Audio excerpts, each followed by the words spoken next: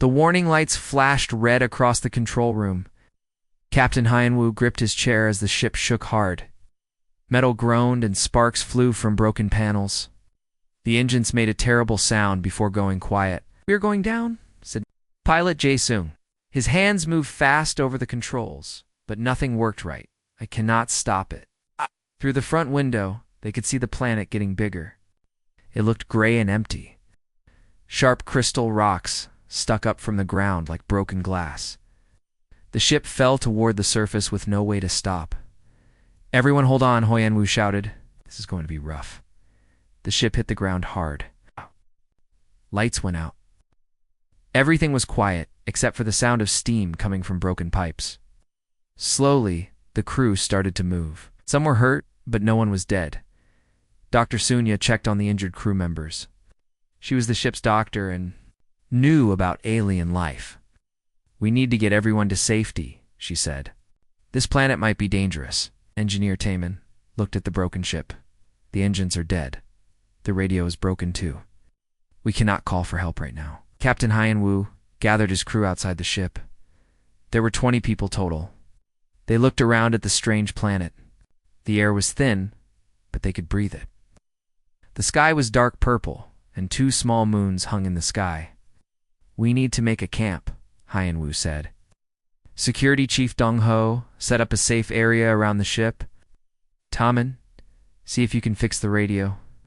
Sunya, check this planet for dangerous life." The crew worked hard. They pulled supplies from the ship and made a small camp. They put up lights and set up motion sensors around the area. The sensors would tell them if anything big came near. Dr. Sunya studied the ground near their camp. She found something that made her heart beat fast. The hard dirt, there were huge claw marks. Each mark was as wide as her hand and 2 meters. "Deep, Captain," she called. "Come look at this." Hyenwoo walked over and saw the marks. His eyes went wide. "What kind of animal makes marks like this?" "Something very big," Sunya said. "And very strong. These marks are fresh, maybe a few days old." Communications Officer Yoonji worked on the broken radio. After many hours, she got it working a little. "Bit!" She heard voices from far away. "Captain, I got through to a trading ship," she said. "They say this planet is called Kithra 7. They also say we should not be here. Why not?" Hyenwoo asked. "They call it a death world. No one who lands here ever leaves. There is something on this planet that kills everyone." The crew looked at each other with fear. They were trapped on a world that killed visitors. As the sun set, the planet became very cold. The crew stayed close to their heaters and lights. The motion sensors beeped softly, showing small animals moving around. But nothing big came near. Then, late at night, the sensors picked up something different. It was huge and moving very slowly around their camp. The crew watched the sensor, screamed with fear.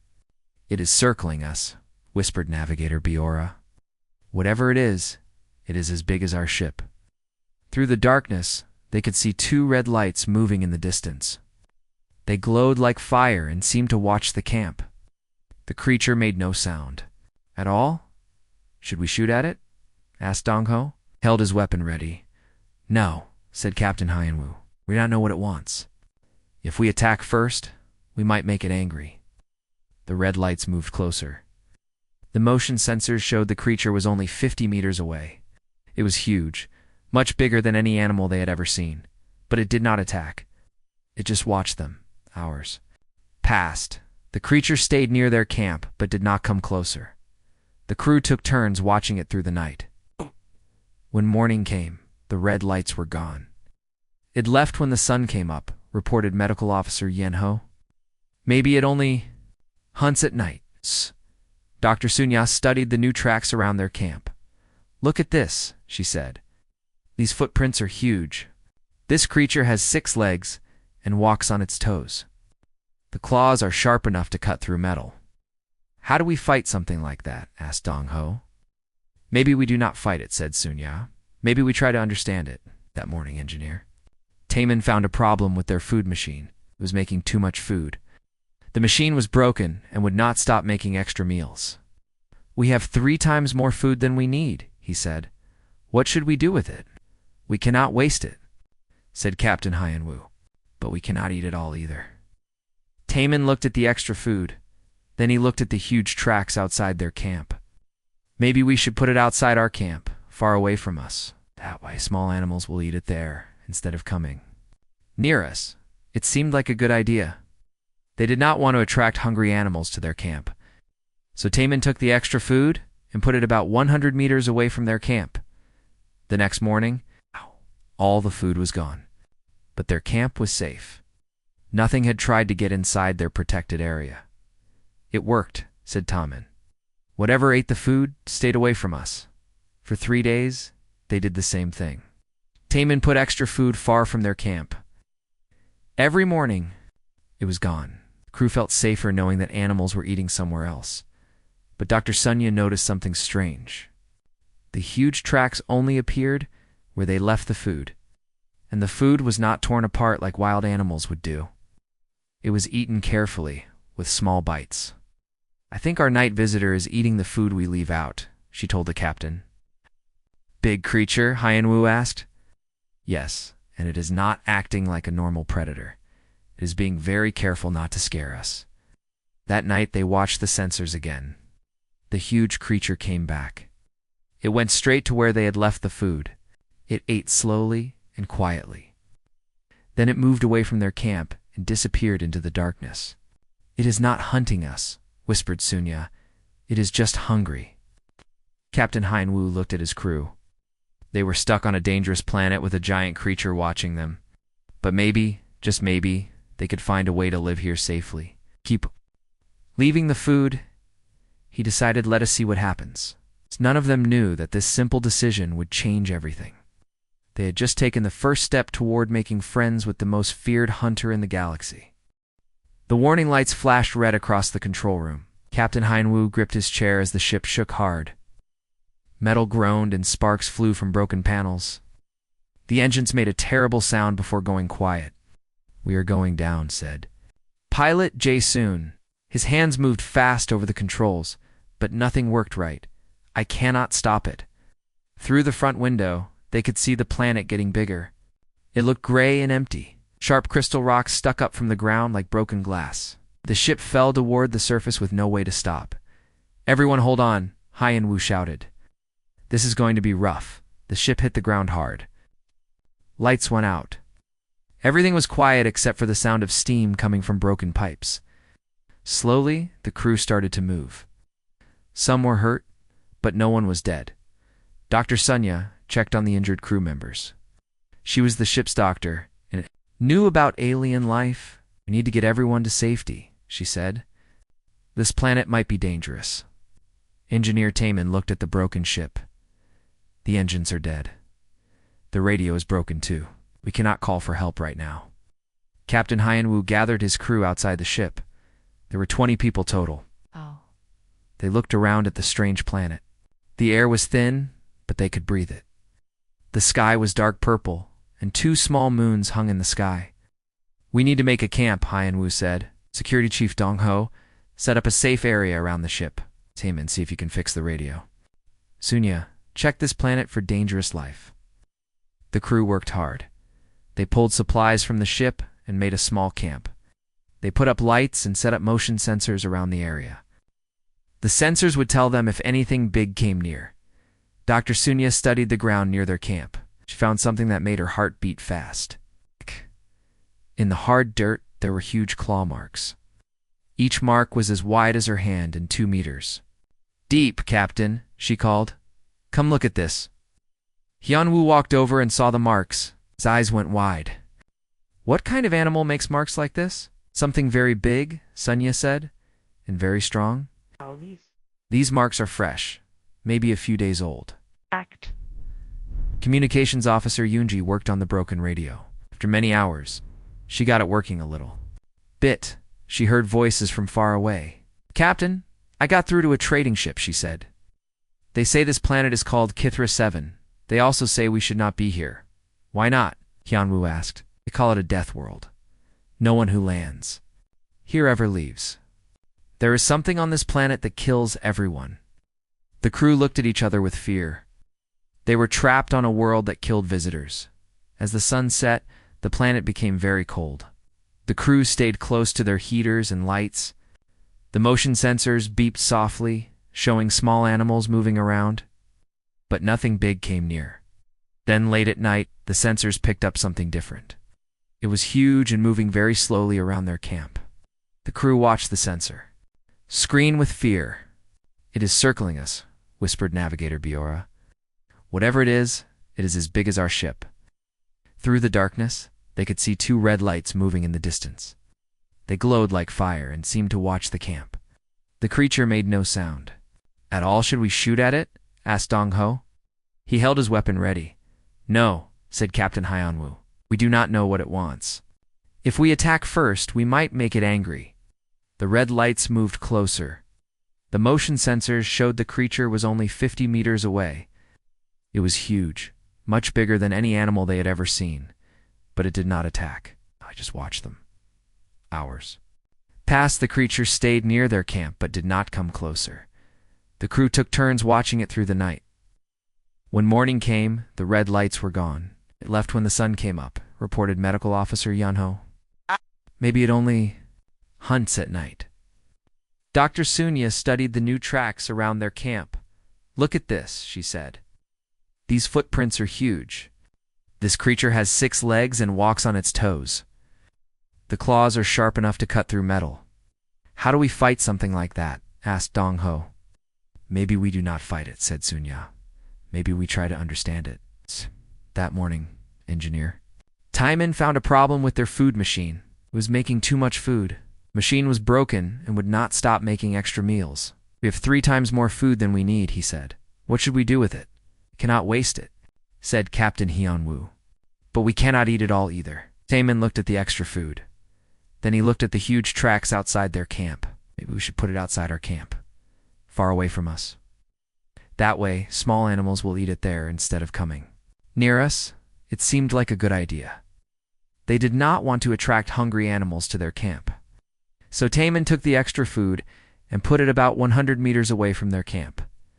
The next morning, all the food was gone. But their camp was safe. Nothing had tried to get inside their protected area. "It worked," said Timon. "Whatever ate the food stayed away from us." For 3 days, they did the same thing. Timon put extra food far from their camp. Every morning, it was gone. The crew felt safer knowing that animals were eating somewhere else. But Dr. Sunya noticed something strange. The huge tracks only appeared where they left the food. The food was not torn apart like wild animals would do. It was eaten carefully, with small bites. "I think our night visitor is eating the food we leave out," she told the captain. "The big creature?" Hyanwu asked. "Yes, and it is not acting like a normal predator. It is being very careful not to scare us." That night, they watched the sensors again. The huge creature came back, went straight to where they had left the food. It ate slowly and quietly. Then it moved away from their camp and disappeared into the darkness. "It is not hunting us," whispered Sunya. "It is just hungry." Captain Hyanwu looked at his crew.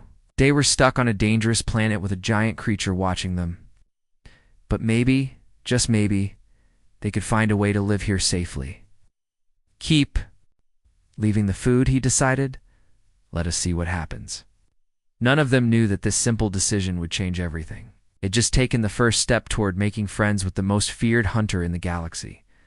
Pilot Jae-soon could not sleep. Every night he heard the soft sounds of the Void Stalker moving around their camp. Tonight he decided to watch it more closely. He put on his night vision goggles and crawled to the edge of their camp. Motion sensors showed the creature was near the food area. Jae-soon moved very slowly and quietly until he could see it clearly. The Void Stalker was even more amazing up close. Its black scales looked like smooth metal. 6 legs moved like a dancer, each step perfectly placed. Its long tail moved back and forth to help it balance. But something was wrong. The creature was not moving normally. It was walking funny, like it was hurt. When it put weight on its left back leg, it made a small sound of pain. Jae-soon watched. For an hour, the creature ate the food they had left, but it moved slowly. Sometimes it stopped and rested. Its breathing was heavy, like it was tired. When morning came, Jae-sung told the others what he had seen. "It is hurt," he said. Something's wrong with its back leg. Dr. Sunya was very interested. That would explain why it is not hunting normal. Prey. If it cannot run fast, it cannot catch other animals. So it is eating our food because it is too hurt to hunt, said Captain Hugh. Dotch, maybe, said Sunya. We should watch it more carefully. She asked Timon to set up a long distance camera near the feeding area. The camera could see in the dark and would record everything the creature did. That night, they watched the creature through the camera. Dr. Sunya was right. The void stalker was definitely hurt. It had a large wound on its left back leg. Wound looked deep and was not healing well. Poor thing, said Medical Officer Yenho. It must be in a lot of pain. How did it get hurt? Asked Yunji. Probably fighting with another void stalker, said Sunya. Big predators often fight for territory. The crew watched as the creature tried to clean its wound with its long tongue.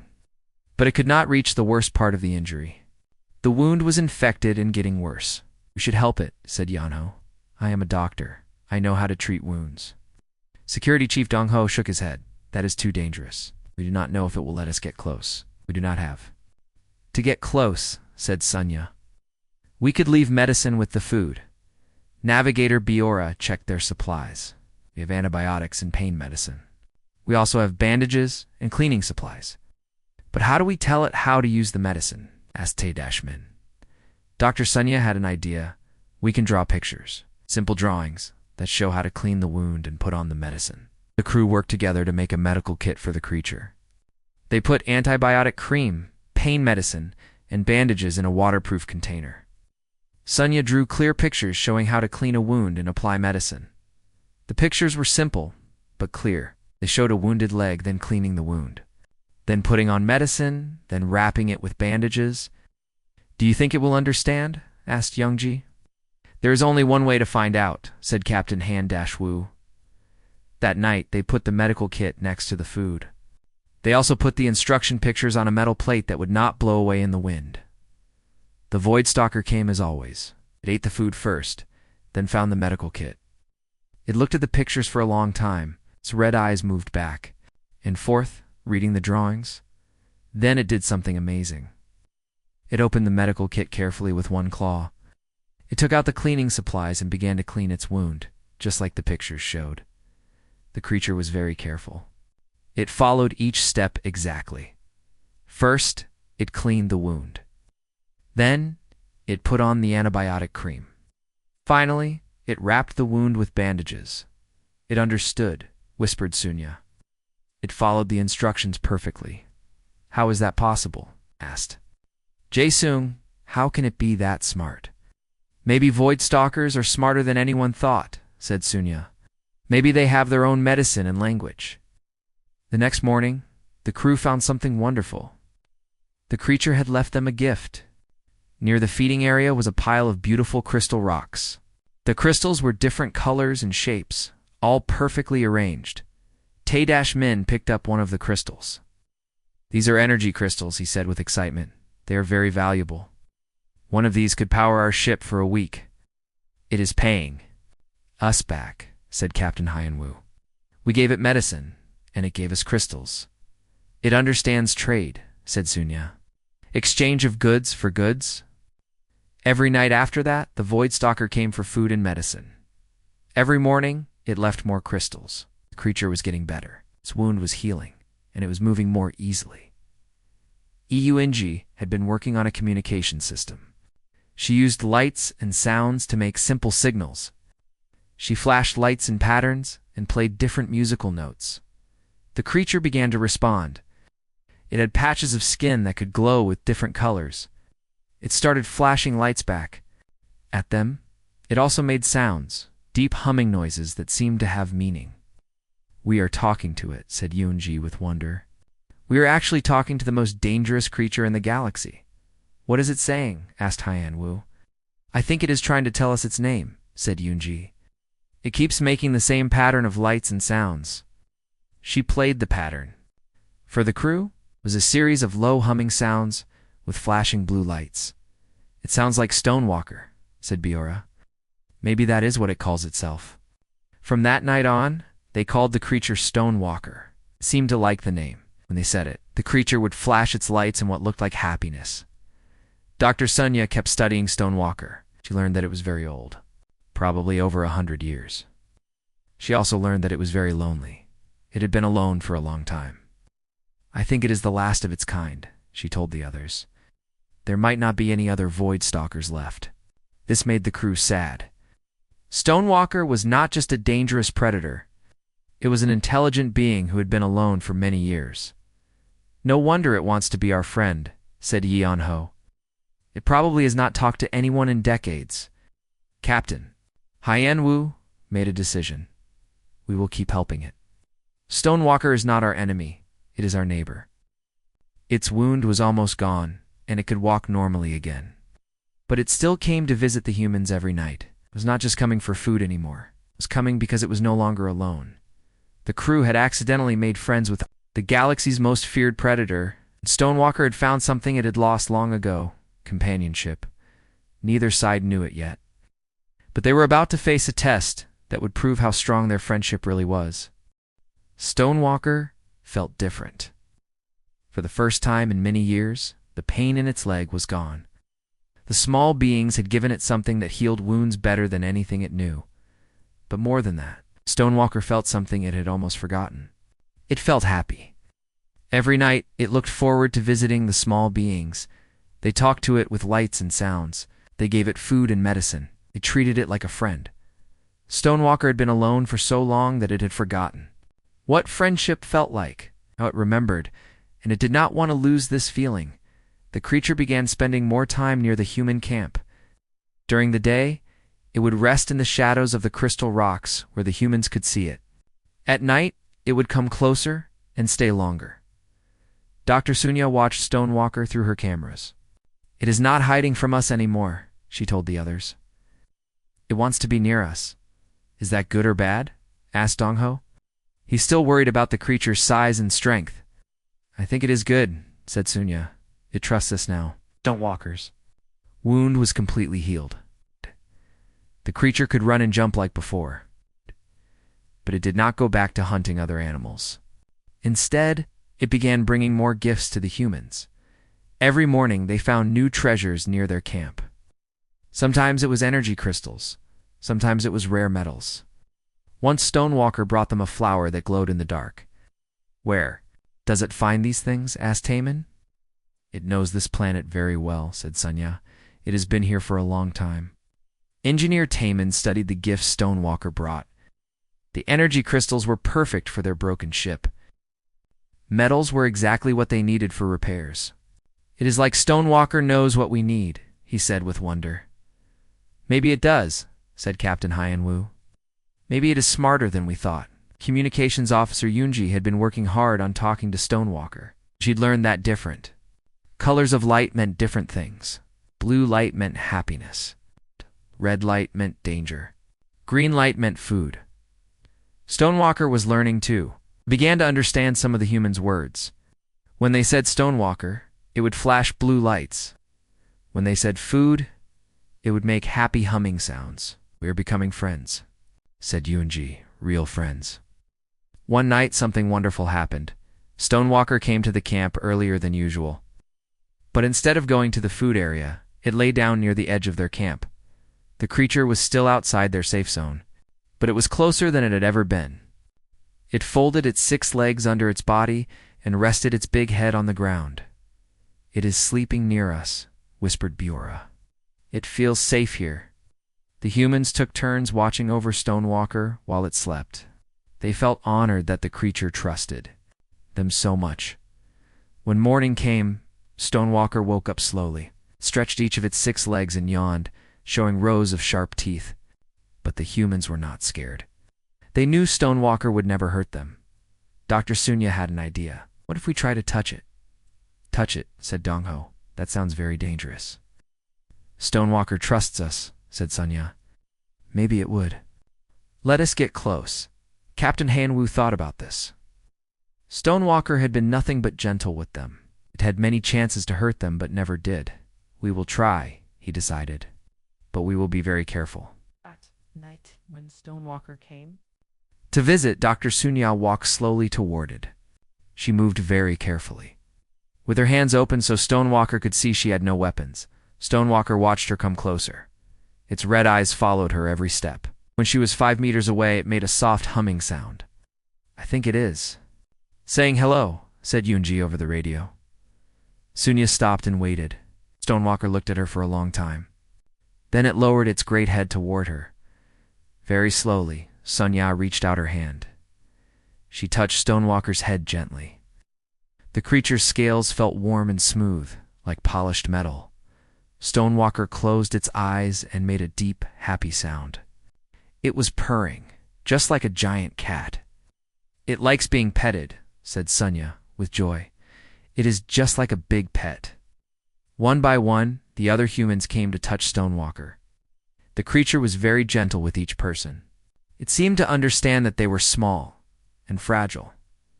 When Medical Officer Yenho touched Stonewalker's healed leg, the creature made grateful sounds. It remembered how Yenho had helped make the medicine that healed its wound. "You are welcome," said Yenho softly. "I am happy you feel better." Stonewalker began to learn more human words. It could not speak them, but it understood what they meant. Words like friend, thank you, and good made it flash happy blue lights.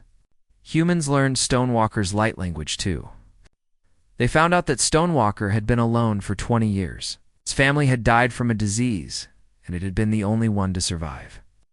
"No wonder it was so lonely," said Captain Hyanwu. "It has been alone for 20 years. But it is not alone anymore," said Sunya. "It has us now." Stonewalker began to teach the humans about its planet. It showed them which plants were safe to eat and which were dangerous. It led them to freshwater springs and safe places to explore. The creature also protected them from other dangerous animals. When small predators came near the camp, Stonewalker would growl softly, and they would run away quickly. "It is like having a giant guard dog," said Jae-sung. "No," said Sunya. "It is like having a friend who cares about us." Gator Biora had been calculating how long their rescue would take. "The rescue ship will be here in 2 weeks," she told the crew. This news made everyone happy, but it also made them sad. They would be rescued, but they would have to leave Stonewalker behind. "Can we take it with us?" asked Yunji. "It is too big for any ship," said Captain Hyanwu, "and this is its home." Stonewalker seemed to understand that they would leave soon. Began bringing them even more gifts. Beautiful crystals, rare metals, and strange plants that glowed in the dark. "It is trying to give us everything it has," said Taemin. "It wants us to remember it." "We'll never forget Stonewalker," said Captain Hyanwu. "It saved our lives." Stonewalker was not ready to say goodbye. It had been alone for 20 years, and it did not want to be alone again. The creature began to think of ways to make the humans stay. Maybe there were other humans who would come to visit. Maybe it could find more of its own kind. Maybe it did not have to be alone anymore.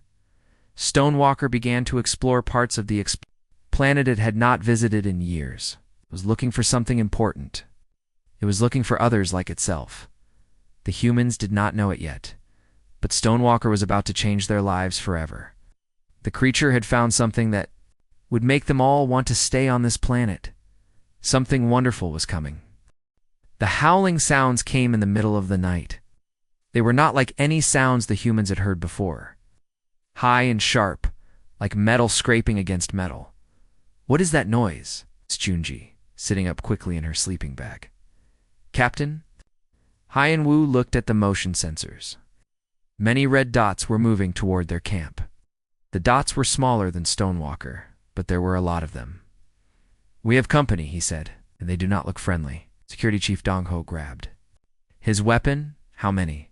20, maybe 30, said Hyanwu. "They are coming from all directions." Dr. Sunya looked through the night vision camera. She could see creatures about the size of large dogs. They had gray fur and long, sharp teeth. Their eyes glowed. "Yellow in the dark. Pack hunters," she said. "They work together to bring down big prey." "Like us," said Dong-ho grimly. The creatures stopped just outside the range of the camp lights. They formed a circle around the humans. Their yellow eyes watched and waited. "Why are they not attacking?" asked Pilot Jae-home. "They are smart," said Sunya. They are studying us first. The pack of hunters began to move closer.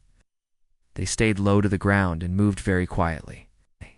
Their leader, a big one with scars on its face, sniffed the air. "They can smell our food," said Taemin, "and they can smell us." Navigator Biora checked her weapon. "Can we fight them off?" "Maybe," said Dong-ho. "But there are a lot of them." The pack leader let out a long howl. The other hunters answered. Then they all began to move toward the camp at the same time. "Here they come," said Captain Hyen-woo. "Everyone ready?"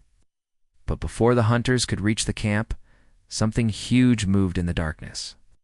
A deep roar filled the air, so loud it made the ground shake. Stonewalker stepped into the light. The creature was bigger and more frightening than the humans had ever seen it. Its scales stood up like armor. Its claws were out, each one as long as a sword. Its red eyes burned like fire. The pack of hunters stopped. They had never seen anything like Stonewalker before. The biggest hunter they had ever faced was much smaller than this black giant. Stonewalker roared again. This time it was a challenge.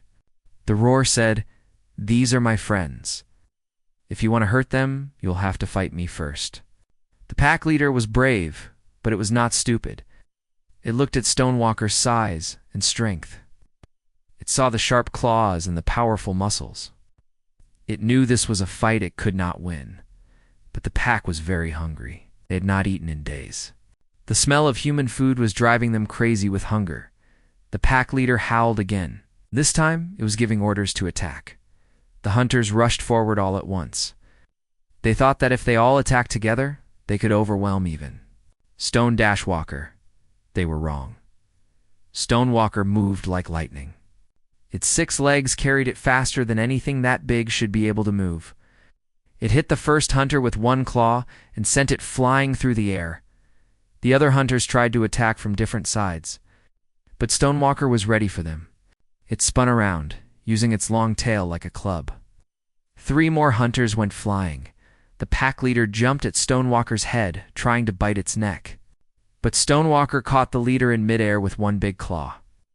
It held the hunter up and roared in its face. The message was clear: leave now or die. The pack leader whimpered and nodded. When Stonewalker put it down, the leader ran away. As fast as it could, the rest of the pack followed, their yellow eyes full of fear. In less than 5 minutes, Stonewalker had defeated an entire pack of hunters without killing any of them. It scared them away with just its strength and intelligence. Stonewalker turned to look at the humans. Its red eyes were gentle again. It made soft humming sounds, asking if they were okay. "We are fine," said Dr. Sunya. "Thank you, Stonewalker. You saved us." Stonewalker's scales lay flat again. It walked over to the camp and lay down near the humans. It was breathing hard from the fight, but it looked proud. Security Chief Dong-ho put down his weapon. "I was wrong about you," he said to Stonewalker. "I thought you were dangerous. But you are not dangerous to us. You are dangerous to our enemies." "Stonewalker is our protector," said Captain Hyen-woo. "It fought for us." Medical Officer Yeonho checked Stonewalker for injuries. The creature had a few small scratches, but nothing serious. Yeonho cleaned the scratches and put medicine on them. Stonewalker purred while Yeonho worked. It liked being taken care of by its human friends. "It could have killed all those hunters," said Sunya, "but it just scared them away." "Stonewalker does not like to kill unless it has to. That is why it never hurt us," said Yoonji. "Even when it was hungry and hurt, it chose to be gentle." The crew looked at Stonewalker with new respect. Had seen how powerful it really was, but they had also seen how kind it chose to be. "We are lucky to have Stonewalker as a friend," said Tae-min the next morning. Navigator Biora received a message on the radio. "The rescue ship will be here in 3 days," she told the others. This news made everyone feel strange. They were happy about being rescued, but sad about leaving Stonewalker. "What will happen to Stonewalker when we leave?" asked Yeonho. "It will be alone again." "Maybe not," said Dr. Sunya. "I have been thinking about this. Stonewalker has been exploring far parts of the planet. What if it is looking for others like itself?" "You think there are more Void Stalkers?" asked Captain Hyen-woo. "Maybe," said Sunya. Stonewalker might not be the last one after all. That night, Stonewalker came to visit as always, but it was not alone. In the distance, the humans could see other red eyes watching them. Stonewalker found them, whispered Yunji. It found other Void Stalkers. Stonewalker made happy sounds and flashed blue lights. It was excited to show its human friends to the others of its kind. Slowly, 3 more Void Stalkers came into the light. They were smaller than Stonewalker and more afraid of the humans, but they trusted Stonewalker, so they came closer. A family, said Sunya with wonder. Stonewalker found its family. Humans realized that Stonewalker had not just saved them from the pack hunters. It had also found something for itself. After 20 years of being alone, Stonewalker was no longer the last of its kind. This changes everything, said Captain Hyenwu. We cannot just leave now. We have to tell the galaxy about this. Stonewalker and its family had given the humans a gift. They had shown them that the most feared creatures in the galaxy could be friends, protectors, and family. Now the humans had to decide what to do with this amazing discovery. The rescue ship arrived exactly when Navigator Bohr said it would. It was a big military vessel with heavy weapons and thick armor. The ship's captain expected to find survivors hiding in fear if he'd found anyone alive at all. Instead, he'd found the human crew having breakfast with 4 giant creatures that the galaxy called planet killers. What in the name of the stars is going on down there? Captain Minho said over the radio. He was the rescue ship commander, and he had never seen anything like this. We are having breakfast with our friends, Captain Hyenwu replied calmly. Those are Void Stalkers, said Captain Minho. They kill everything that moves. Get away from them right now. No, said Hyenwu. We are not leaving our friends. Stonewalker and the 3 other Void Stalkers looked up at the big ship in the sky. They made worried sounds. They thought the ship might try to hurt their human friends. Dr. Sunya petted Stonewalker's head. It is okay, she said softly. Those are our people. They came to help us. Stonewalker relaxed a little, but kept watching the ship carefully. Captain. Minho landed his ship far from the human camp. He came out wearing full battle armor and carrying the biggest weapon he had. Stay back, he shouted to the Void Stalkers. I am here to rescue these people. Stonewalker stood up. It was much bigger than Captain Minho, and it did not like the way he was pointing a weapon at the humans. Please put your weapon down, said Captain Hyenwu. You're scaring our friends. Scaring them? Captain Minho could not believe what he was hearing. They should be scaring you. They used to, said Dr. Sunya. But not anymore. These creatures are not monsters. They are intelligent beings who have been misunderstood. Captain Minho looked around the camp. He saw energy crystals and rare metals stacked everywhere. He saw medical supplies that had been shared between humans and aliens. He saw communication equipment that seemed to translate between different species. How is this possible? He asked. We fed them, said Engineer Taman simply. We gave them food when they were hungry, gave them medicine when they were hurt. We treated them like friends, and they became our friends, added Communications Officer EUN-G. Captain Minho slowly put down his weapon. The Void Stalkers relaxed when they saw he was no longer threatening their human friends. The galaxy needs to know about this, said Captain Hyenwu. Everything we thought we knew about Void Stalkers is wrong. Over the next few days, Captain Minho watched the humans and Void Stalkers working together. He saw Stonewalker bringing valuable crystals that could power entire cities. He saw the other Void Stalkers sharing knowledge about planets that no human had ever explored. They are not just intelligent, Captain Minho reported to the Galactic Council. They are more advanced than we thought. They know things about space, travel, and energy that we are still trying to learn. The Galactic Council was amazed by the news. For hundreds of years, they had avoided planets with Void Stalkers. Now, they learned that these creatures could be valuable partners instead of deadly enemies. How do we make contact with other Void Stalker populations? Asked the council leader. Very carefully, said Dr. Sunya, over the communication link. And with food, always bring food. Captain Hyenwu made a proposal to the Galactic Council. We want to stay here and build a permanent research station. We can learn from the Void Stalkers, and they can learn from us. That is very dangerous, said the council leader. No more dangerous than any other first contact mission, said Hyan-Woo. And the benefits could be enormous. The council talked for many hours. Finally, they agreed to let the humans try their experiment. A construction ship arrived 2 weeks later. The humans and Void Stalkers worked together to build a research station. The Void Stalkers were amazing builders, their strength and size. Let them move huge pieces of equipment that would have taken humans days to move engineer Taman designed. New food machines that could make meals for both humans and Void Stalkers. The Void Stalkers helped by showing him which local plants were safe and nutritious. Stone-Walker became the official ambassador between humans and Void Stalkers. It learned to use a special communication device that translated its light patterns and sounds into human words. My people have been alone for so long, Stonewalker said through the translator. We forgot that other intelligent species could be friends instead of enemies. Dr. Sunyal discovered that Void Stalkers had their own science in medicine. They knew how to grow crystals that could store enormous amounts of energy. They understood the planet's geology better than any human scanner. We have so much to learn from each other. She said pilot Jae-Sung began taking trips with the Void Stalkers to explore parts of the planet that no human had ever seen. The Void Stalkers showed him underground crystal caves that were more beautiful than anything he had ever imagined.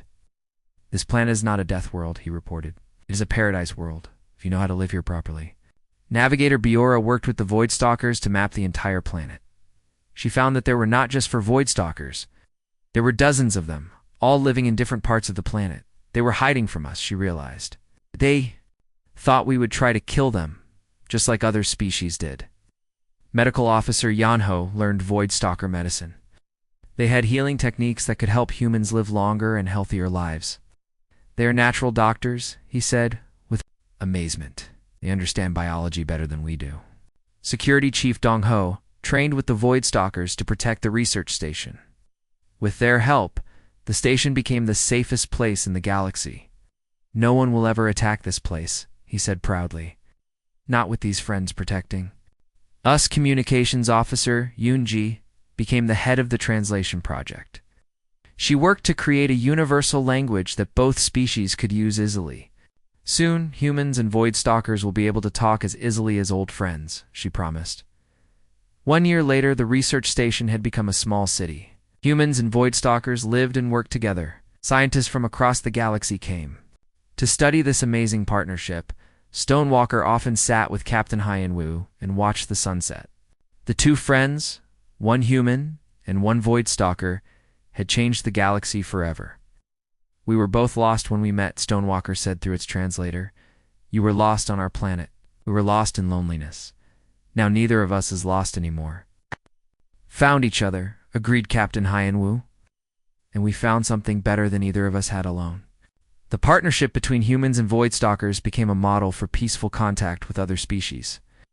The galaxy learned that the most important tools for making friends were not weapons or technology.